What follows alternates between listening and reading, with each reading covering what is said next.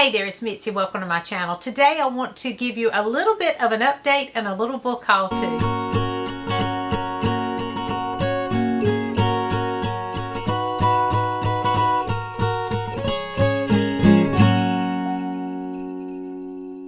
So Christmas is in full swing around here. I hope that you are already having a wonderful Christmas where you are and you're just filling your calendar with lots of fun with your family and friends and celebrating the birth of Jesus, because that's what it's about. And so I hope you're having a great time where you are in your neck of the woods, celebrating however you celebrate Christmas, because it's just such a wonderful time of year. So it has been busy around here, but a good busy, because we have been celebrating at church and with family and friends and all of those things. And I have been trying to squeeze in some reading too. I have been participating in the Christie's Missing, which was, I think, last week that ended. And then all month we have Debbie December. So I had those two things I was participating in. I've been buddy reading with my son, and then I read something else too. So I'll talk about those in just a minute. First, though, I wanted to mention some book mail. I received some book mail, and I'm super excited about it. So I went to the post office, and I had a package that I was not expecting, and there were 3 books inside. Sherry, one of my subscribers, Sherry, sent me some books and a sweet little note that was just thanking me for this channel, and it just brightened my day. So thank you so much to Sherry. She sent me 3 books. She sent me 2 Catherine Marshall books. Now, if you're not familiar with Catherine Marshall, she wrote the famous Christie, and if you haven't read it, please go pick it up because it's fantastic. But these are 2 books about from Catherine Marshall that I don't have. I'm trying to collect all of her books, and I'm well on my way. I don't know how many she has. I have several on my shelf, but I didn't have these. The first is A Closer Walk, and it says Spiritual Discoveries from Her Journals. And then there is a picture of Catherine and her husband on the back, and I loved that. And then this one is a personal family story. It's called Meeting God at Every Turn. And so I'm thrilled for these 2 because I did not have those. And then she also sent me an Lucy Maud Montgomery book that I did not have. This is After Many Days, Tales of Time Past, by the author of Anne of Green Gables, Lucy Maud Montgomery. And this, I think, is a collection of, it's some short stories. So this is a short story collection called After Many Days. I did not have it, and even better, it's in this edition that I love so much, because these just fit nicely on my shelf. Of course, I want any of them that I can get my hands on, but it does match the others that I have in this edition, so that'll look nice on my shelf. You know how you like them to all be coordinated. So thank you for sending me After Many Days, because I didn't have this, and these 2 Catherine Marshall books. I can't wait to try these out. So I am just thankful for all of you. Thank you so much for these little book surprises. Thank you for your comments. They just brighten my day. I also went by one of my favorite little bookstores. It's a little bookstore. They sell, it's privately owned, and it's down the road from me. They sell a lot of new books, new releases and things, but he also has secondhand books in there too. You can go in for credits and things, and I always look at the secondhand books because if you follow my channel, you know I love the vintage books. And I found a couple of books that I was interested in. Of course, I go straight to the classics, and this was one I didn't know anything about. It's by Henry James. I read Washington Square just recently by Henry James. I've read a couple of Henry James. The Turn of the Screw, you would think I would love that one because it's Gothic, but I didn't really care for that one as much. But I did enjoy Washington Square, and I am interested in reading more by Henry James. This one is The Wings of the Dove, and I picked this one up because it's in this modern library edition, and it's in great shape. Again, I'm interested in Henry James, and of course I love these editions, these modern library. They're smaller, but the font's fine, and they're well-made books, and I like to collect these if I can find the classics in this edition. And then I also found an Edgar Allan Poe that I just thought was beautiful. Edgar Allan Poe stories, I guess this is just selected short stories of Edgar Allan Poe. I don't think it's a complete Edgar Allan Poe. There's some newspaper articles stuck in here. But I just liked it because on the front, I don't know if you can see that raven that is in gold. And then on the side, it's just really pretty. So it wasn't that expensive, and I thought I could add that one to my collection. So those are some books that I received this past week. So now for some of the books that I've been reading. Again, I've been participating in Debbie December, and then I also participated in the Christie's Missing Readathon. So for Christie's Missing, I've already talked about two of the books I read. Our group read was The Mysterious Affair at Styles, and so I read that one, and then I also read that for the prompt. Let me look at my list here. There was one of the prompts was mystery in the title, so I used Mysterious Affair at Styles for that prompt. And then I also read a book for Janelle, one of Janelle's books that she was fond of, and that was Ordeal by Innocence. But I've already talked about those two. Since then, I've also read a couple of others. I was trying to finish the Tommy and Tuppence series. There's not but a few of those and a short story collection, and I had two left to read. So I read N or M, which I don't have a physical copy, so I listened to that one. And then I read another Tommy and Tuppence, Postern of Fate, which I do have a copy of it. I really enjoyed N or M. In this one, it's about Tommy and Tuppence are middle-aged, and Tommy and Tuppence then are to figure out who the spy is. It's World War II, and they're trying to figure out who the spy is at this seaside resort. So it's more of a sort of an espionage type story, and I wasn't sure if I would like it because I don't always like those type mysteries, but I did end up really finding this one interesting because Tommy and Tuppence are just great characters. I just really like them. So in this one though, Tommy and Tuppence, if you're not familiar with them, they're well, they get married halfway through the series. I hope that don't spoil too much. But anyway, they're in this book, they are a married couple. But they go to this seaside resort, and they pretend like they don't know each other. So they're Tuppence is a widow, and then Tommy is like this middle-aged bachelor. So it made it even more fun because they would kind of meet and talk, and then it was kind of like Tuppence pretended to be this widow who had already had a couple of husbands, and now she's trying to find another one. So the other people staying at this resort kind of teased Tommy like, oh, she's after you, kind of thing. So it made it fun. But Tuppence was so much fun in this one because she plays the part of, she pretends to be this middle-aged widow who just likes to knit and gossip.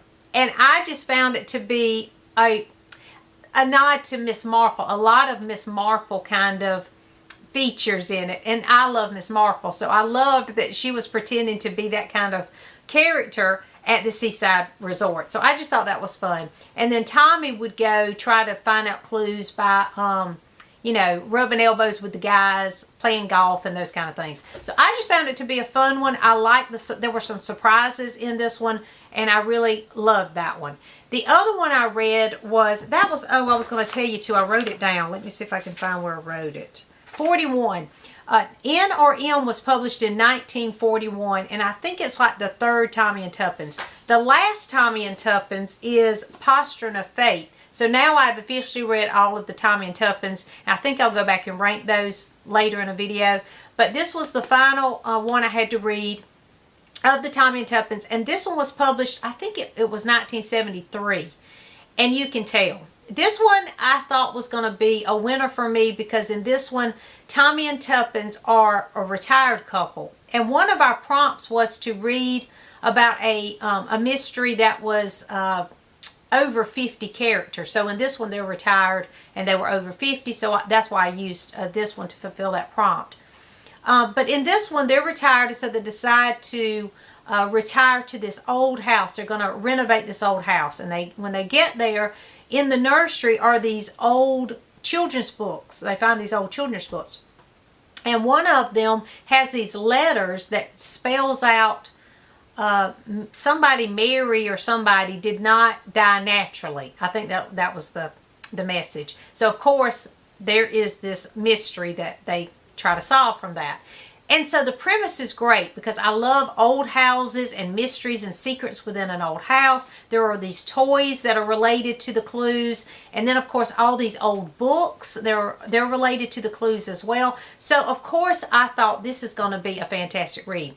But after that, it did fall flat. I found myself sort of bored with this one. And I hate to say that because I love Agatha Christie. But then when I read that this was one of her last books, it was 1973, maybe that's why. Maybe she had just, already written her best books. I'm not sure. But it did have a great premise. And I do say read it because, it does have a mystery in it. It's just very basic and in a couple of places a little muddled, I thought. But anyway, I'm glad that I read it, and I did find the premise to be very interesting. So I am finally finished with the Tommy and Tuppence, and I do plan on ranking those later in another video. So that was for Christie's Missing. I ended up reading, there were, let's see, 5 prompts. I didn't read a short story, but I did fulfill the other prompts because Tommy and Tuppence was a buddy read, and I used the group read Mysterious Affair at Styles for that.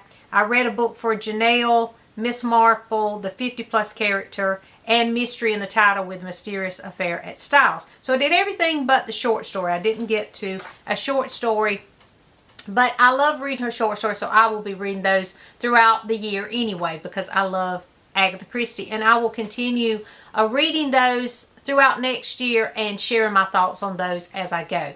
Then I read for Debbie December, I read one more book. I've only read one that I've already talked about, Trading Christmas, which I really enjoyed. It was made into a Hallmark movie, and it feels very Hallmark, Christmas Hallmarky. So if you like those kind of movies, you would enjoy Trading Christmas. Then I read one for the category romance. It fulfilled category romance, a series, and also it has flowers on the cover. So it actually fulfilled 3 prompts, and it's called Lonesome Cowboy, and it is the first in the Heart of Texas series.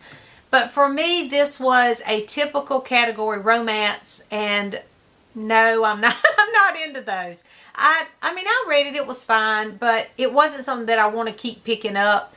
I do have the whole series of this because when I saw it, I picked them up because we were doing Debbie December, and I am going to read them. I'm going to just keep them, though. When we do another Debbie December, I'm going to have them for prompts. That's basically what I'm going to do. But am I anxious to pick this up? No.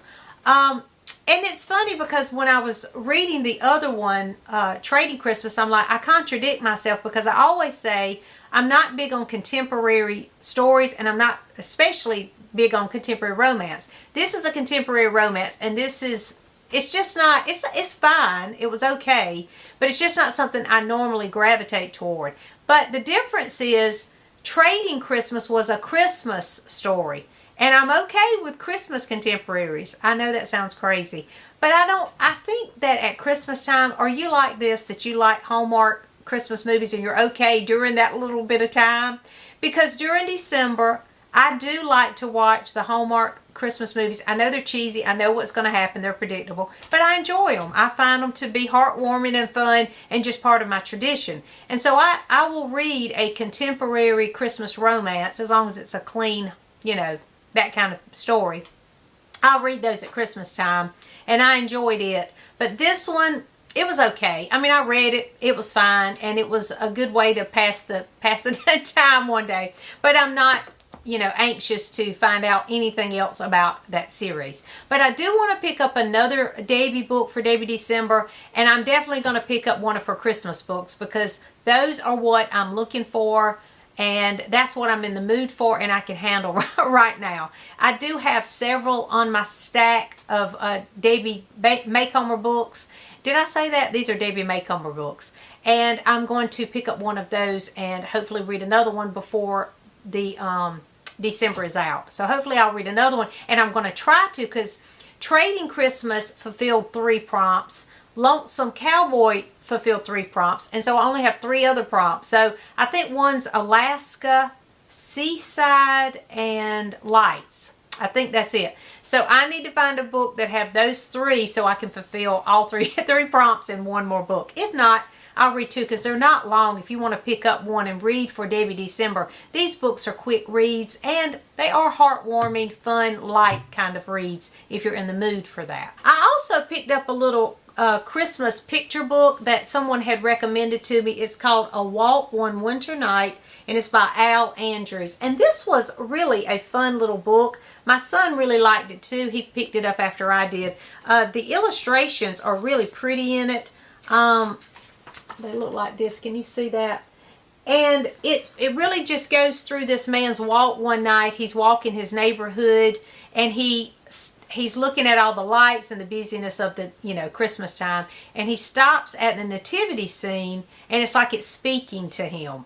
And it's like, okay, it's telling him, I'm real. I'm not these plastic pieces, baby Jesus in this plastic manger. I am real, and this story is real. And it's just an experience he has while he's looking at this plastic nativity, and it just reemphasizes the different parts. It goes through the different parts of the nativity scene and what the story really means and the truth of Christmas and why we celebrate Christmas. So I thought it was a sweet read, and I do recommend this if you can find it. Your library may have it. Someone again had mentioned it to me, so I picked it up somewhere when I saw it. It's Christmas, I always want to pick it up, and I do recommend this one. It was a great read too. So those are the things I've been reading. Right now I'm buddy reading A Christmas Carol with my son. My 19-year-old Elijah, he had never read A Christmas Carol, and so I thought, he's never read any Charles Dickens, so I thought that was a great place to start. And I will say he is loving this book, which makes me excited because I love Charles Dickens. But he was so surprised at how much he is enjoying the writing style, and he's loving it. We are going through and just reading one stave a night so that we can just talk about that stave together the next morning. And we were trying to do it, right at Christmas time, and we're really enjoying that. And he already knew the story, of course, but he we've watched it so many times, but he wanted to try reading it this year, and he really is loving it. He's already said, I think this is going to be one of my favorite reads for this year. So I was excited because you know how much I love Charles Dickens, and I read A Christmas Carol every year. So I'm super excited that he's going to love it too. And of course, my elder son, he's read it before, and he had sent me a text a couple of days ago saying, well, I read A Christmas Carol again, So I was excited that he read it, and I just love that my boys love to read, first of all, but I love it when they find books that I recommend that they love too. It's just something special about that we can talk about them. So I was really excited about that. And then, just by off chance, I decided I was in the mood to read another classic, because I've been reading a lot of these just fluffy kind of books lately, which I needed over the past few weeks. But then after reading so many fluffy books, I said, I need something I can sink my teeth into. So I decided to pick up Oliver Twist by Charles Dickens too. So I'm not only reading A Christmas Carol, but Oliver Twist by Charles Dickens. I've never read Oliver Twist. So far I am enjoying that, but I'm not reading that fast-paced or anything. It takes me longer to read those classics, especially Charles Dickens. But I am enjoying that, and I'm just reading a little bit of that along each day. So I'll keep you posted on Oliver Twist as I go. So those are the books I'm reading right now. Have you read any of these? Are you reading something for one of these readathons or challenges? Let me know in the comments. Thanks for watching, and I'll see you soon.